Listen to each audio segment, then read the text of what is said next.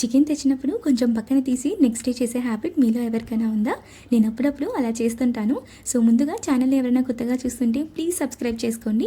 నిన్న వీడియోలో చికెన్ తెచ్చారు అని చెప్పాను కదా, సో కొంచెం పక్కన తీసి నెక్స్ట్ డేకి చికెన్ పకోడా చేస్తున్నా. ఆఫ్టర్నూన్ లంచ్లోకి టొమాటో పప్పు విత్ వైట్ రైస్తో చికెన్ పకోడా కాంబినేషన్ చాలా బాగుంటుంది కదా. చికెన్ పకోడా క్రిస్పీగా రావాలంటే 1 స్పూన్ రైస్ ఫ్లోర్ అయితే యాడ్ చేయండి, చాలా క్రిస్పీగా వస్తాయి. సో అంతే వీడియో. ఐ హోప్ మీకు ఈ వీడియో నచ్చిందని అనుకుంటున్నాను. వీడియో నచ్చితే ప్లీజ్ లైక్ చేయండి, ఓకేనా? I will see you in my next video. Bye guys.